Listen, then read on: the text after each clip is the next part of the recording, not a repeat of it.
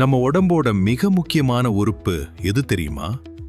100 பில்லியனுக்கும் அதிகமான நரம்பு செல்கள் கொண்ட நம்ம மூளைதான்.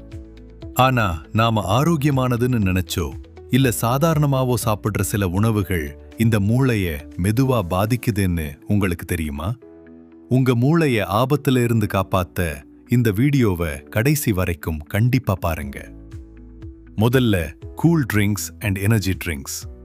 இதுல அதிகமா இருக்கிற ஹை ஃப்ரக்டோஸ் கார்ன் சிரப் நினைவாற்றலுக்கு காரணமான மூளையின் ஹிப்போகம்பஸ் பகுதியை நேரடியா தாக்கி பிற்காலத்துல டிமென்ஷியா என்கிற ஞாபக மறதி நோய் வர்ற ஆபத்தை 2 மடங்கு அதிகமாக்குது.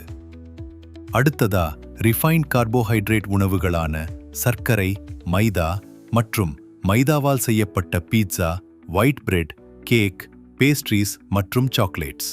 இந்த மைதா பொருட்கள் மூளையில வீக்கத்தை உண்டாக்கி நம்மோட சிந்திக்கும் திறனை குறைச்சிடும். மூணாவதா டிரான்ஸ்ஃபேட்ஸ்.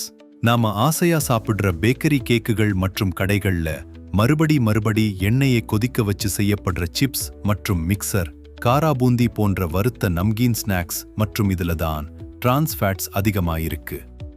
இது நினைவாற்றல மிக மோசமா பாதிக்கும். நாலாவதா இன்ஸ்டன்ட் நூடுல்ஸ் மற்றும் பாக்கெட்டுகளில் அடைக்கப்பட்ட ரெடிமேட் ஸ்நாக்ஸ் மற்றும் பேக்கேஜ்ட் ஃபுட்ஸ்.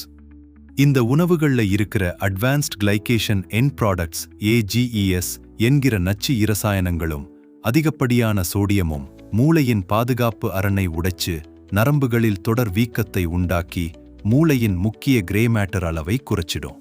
ஐந்தாவது டயட் சோடா மற்றும் சுகர் ஃப்ரீ என்று சொல்லப்படும் பொருட்கள்ல சேர்க்கப்படுற அஸ்பார்டேம் என்கிற செயற்கை சர்க்கரை.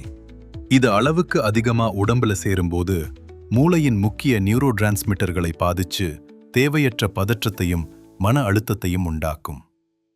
ஆறாவதா மது அருந்துதல். மதுப்பழக்கம் மூளையின் சிக்னல்களை சீர்குலைப்பதோடு மட்டும் இல்லாம நீண்ட நாட்களுக்கு தொடர்ந்து குடிக்கும்போது மூளையையே சுருங்கச் செய்திடும். இதனால யோசிக்கிற திறனும் முடிவெடுக்கிற திறனும் முற்றிலும் மழுங்கி போகும். கடைசியா மர்க்குரி நச்சு உள்ள மீன்கள். சுறா, வஞ்சிரம், டூனா போன்ற கடலின் பெரிய வேட்டை மீன்கள் அதிக காலம் உயிர் வாழ்றதுனால மற்ற மீன்களை விட இவற்றோட உடம்புல மெர்க்குரியோட அளவு ரொம்ப அதிகமா படிஞ்சிருக்கும். எப்பவாவது ஒரு முறை சாப்பிட்டா நம்ம செரிமான மண்டலம் அதை உறிஞ்சி வெளியேத்திடும். ஆனா அடிக்கடி தொடர்ந்து சாப்பிட்டா இந்த நச்சு இரத்த மூளை அரணை தாண்டி நரம்பு மண்டலத்தை முற்றிலும் பாதிச்சிடும். இன்றிலிருந்தே உங்க உணவு முறையை மாத்துங்க. ஆரோக்கியமான உணவுகளை தேர்ந்தெடுத்து உங்க மூளையோட ஆயுளையும் நரம்பு மண்டலத்தோட பலத்தையும் பாதுகாத்துக்கோங்க. நல்வாழ்வுக்கான விழிப்புணர்வுடன் டாக்டர் வாஞ்சிலிங்கம் மருத்துவமனை.